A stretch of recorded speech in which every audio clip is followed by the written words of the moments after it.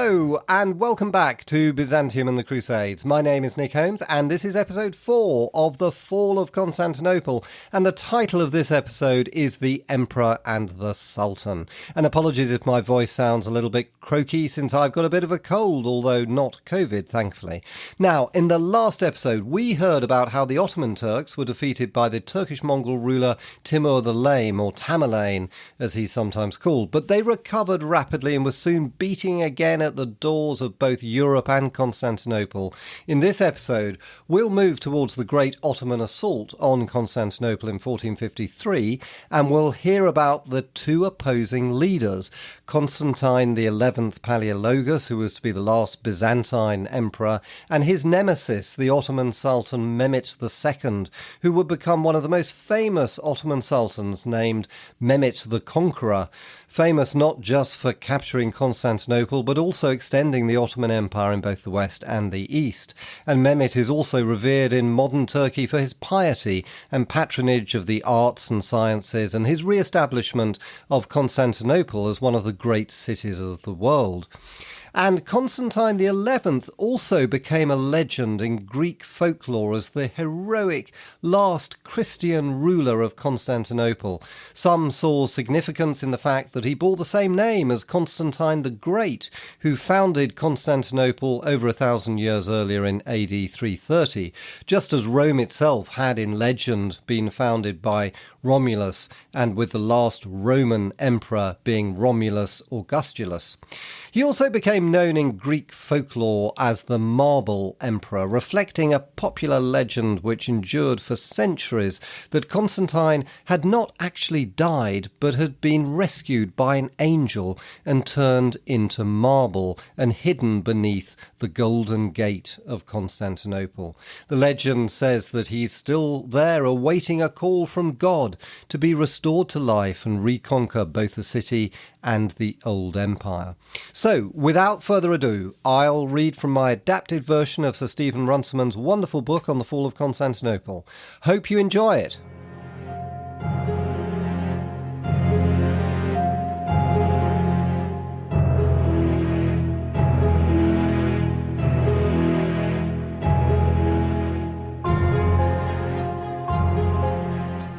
The last emperor of Byzantium was Constantine XI Palaiologos, who succeeded to the throne when his elder brother John VIII died in 1448.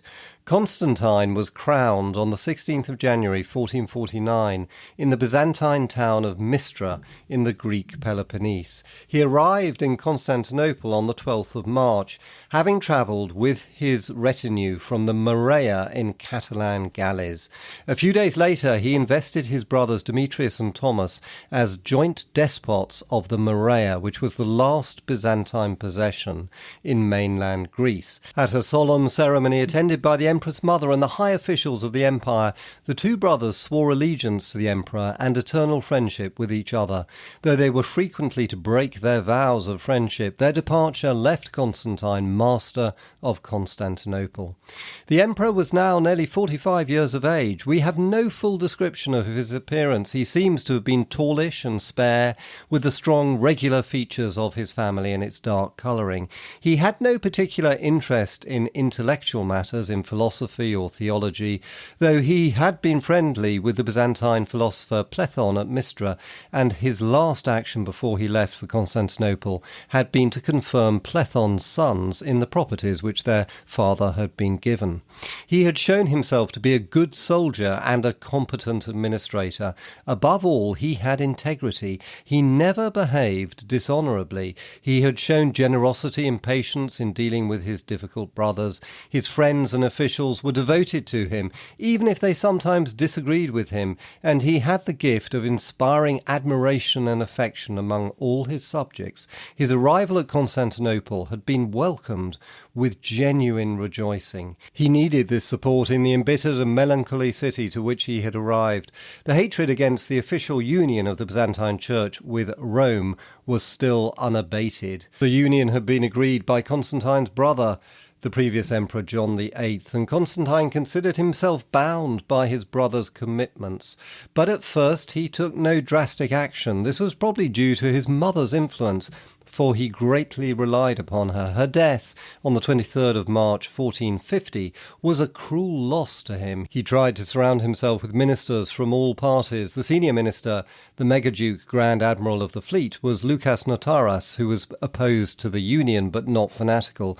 John Cantacuzénos, an intimate friend of the emperor's in his Peloponnesian days and a strenuous advocate of the Union, was made a general. The Grand Logothete Metokaites and the Protostrator Demetrius Cantacuzénos seem to have doubted the wisdom of the Union, but were ready to accept whatever policy the emperor might ordain.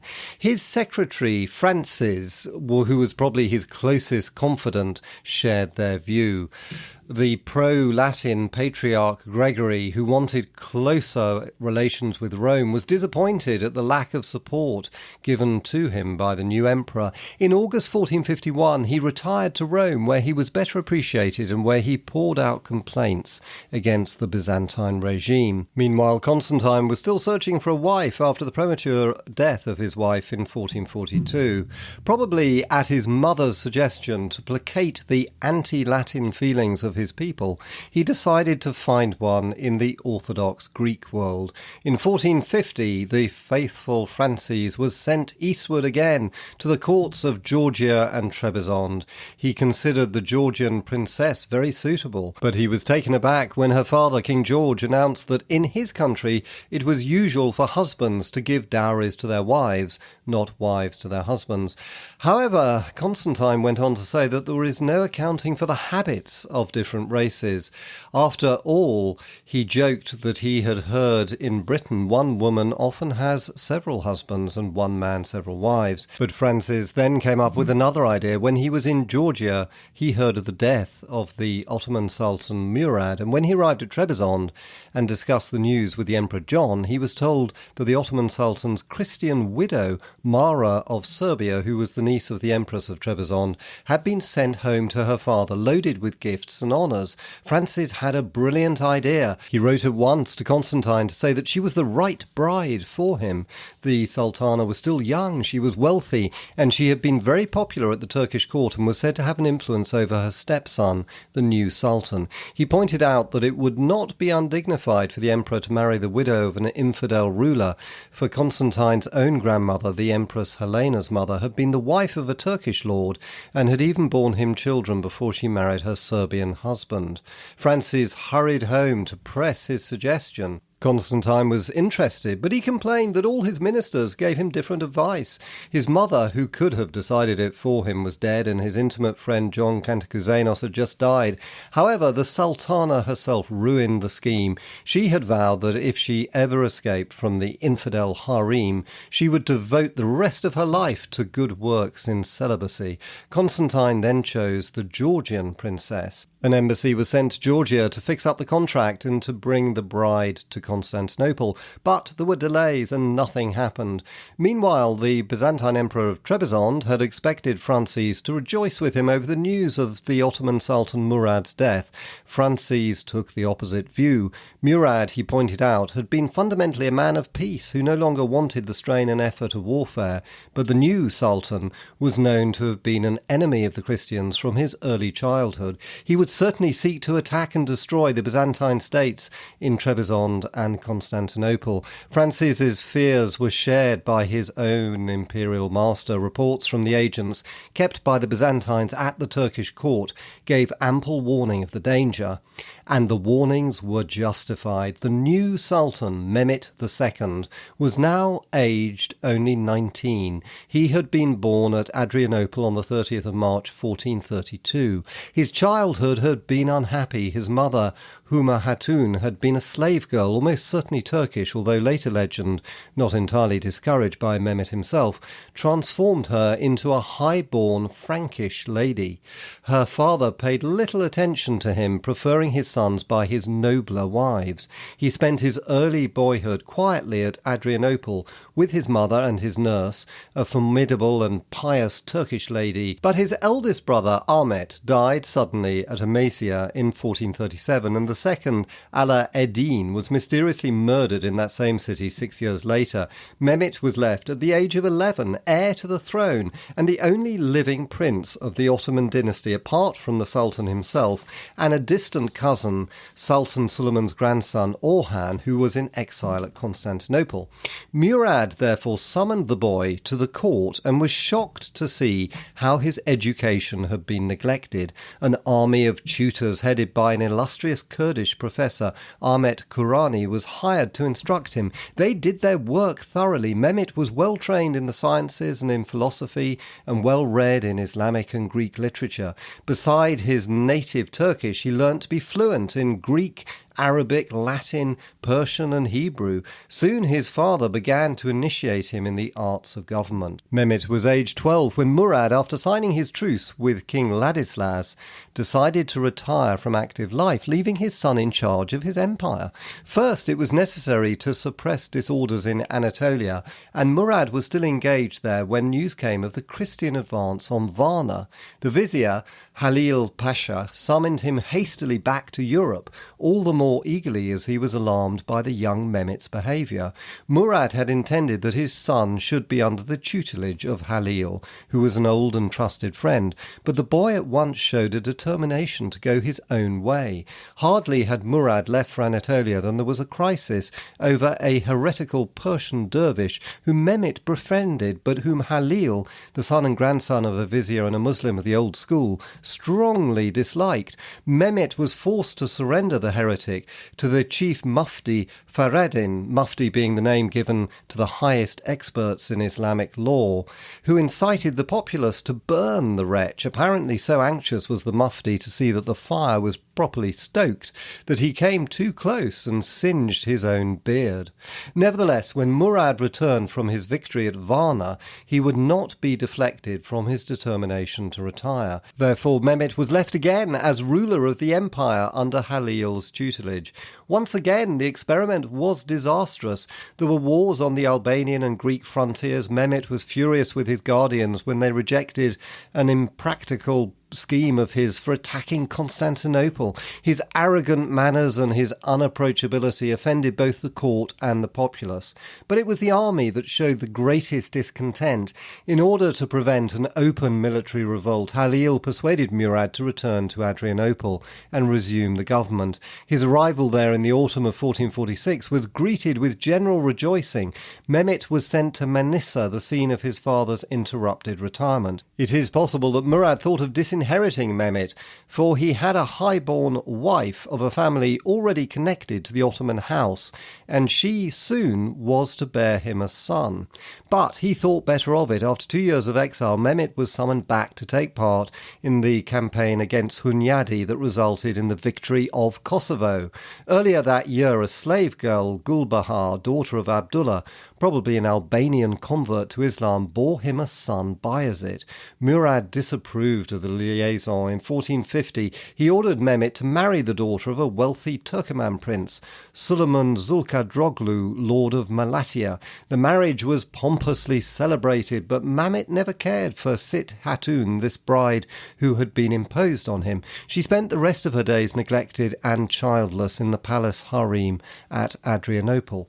For the remainder of his father's reign, Mehmet was treated with greater friendliness. He appeared now and then at the court and accompanied the Sultan on 1 or 2 campaigns, but he was often back in his palace at Manisa. He was there when his mother died in August 1450, and he saw that she was honourably buried at Brusa with an inscription that barely mentions Murad. He was there again when Murad himself died of a fit of apoplexy at Adrianople on the 13th of February 1451. No one doubted that Mehmet was the heir to the throne. A sealed letter sent to him by Halil Pasha brought him hurrying from Manisa. By the time that he had crossed the Dardanelles, he knew that his succession was not to be disputed, so he paused for 2 days at Gallipoli while a fitting reception was arranged for him at Adrianople. He arrived there on the 18th of February. The Grand Vizier and all the high officials of the state rode out to meet him.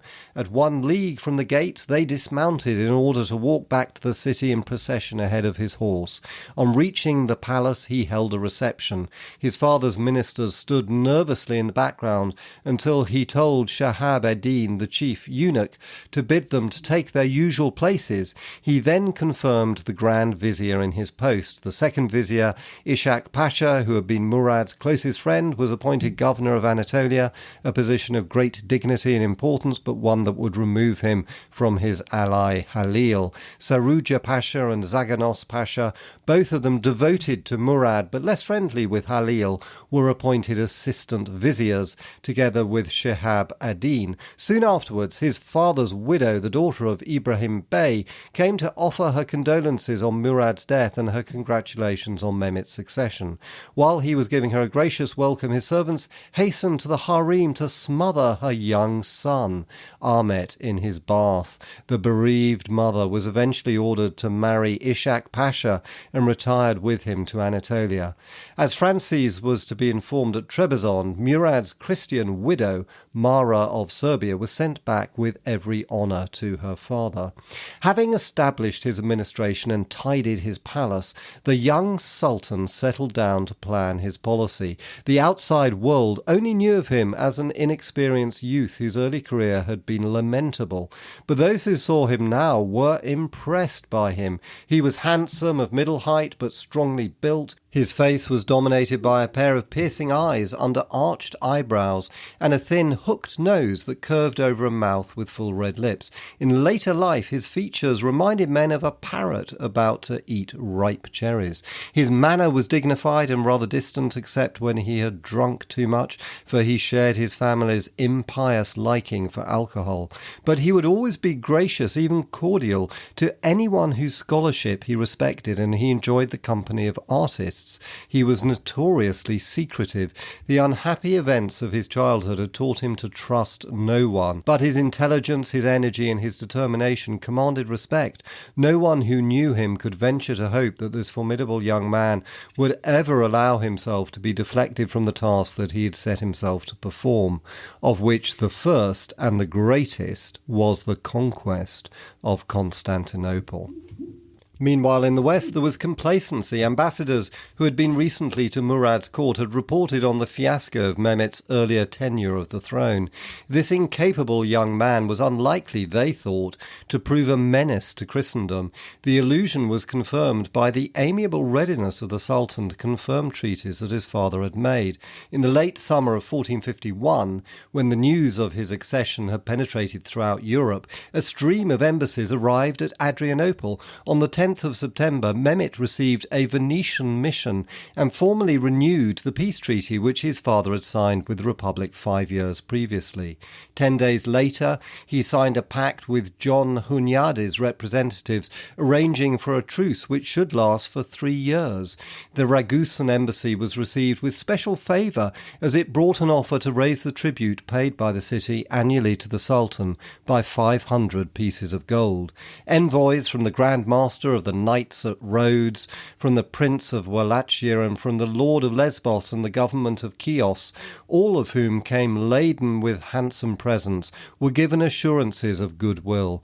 The Serbian despot not only received his daughter back, but was permitted to reoccupy some towns in the upper Struma valley. Even the Byzantine Emperor Constantine's ambassadors, who had been the first to arrive and who came in some trepidation, being better informed of the Sultan's character, were cheered by their reception. The Sultan not only swore on the Quran before them that he would respect the integrity of Byzantine territory, but he also promised to pay the emperor the annual sum of 3,000 aspers from the revenues of some Greek towns in the lower Struma valley. The towns legally belonged to the Ottoman Prince Orhan, and the money was to be used to maintain him so long as he was kept in honourable detention at Constantinople. Even the monastic community of Mount Athos, which had prudently acknowledged Ottoman rule after Murad's capture of Thessalonica, was assured that there would be no interference with its autonomy.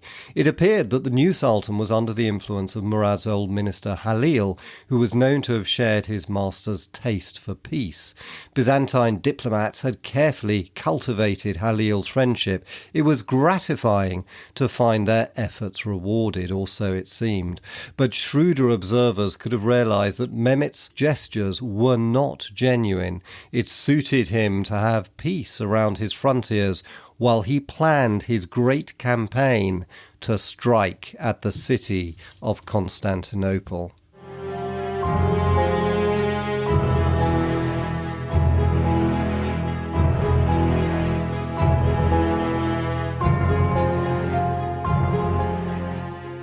And that ends this episode. Hope you enjoyed it. And if you did, as usual, I'd be delighted if you wanted to subscribe, to recommend it to a friend, or leave a review. Thank you so much. And in the next episode, we'll turn to the Byzantine Emperor Constantine's last desperate attempts to find help from the West as he faces the inevitable Ottoman onslaught. See you then.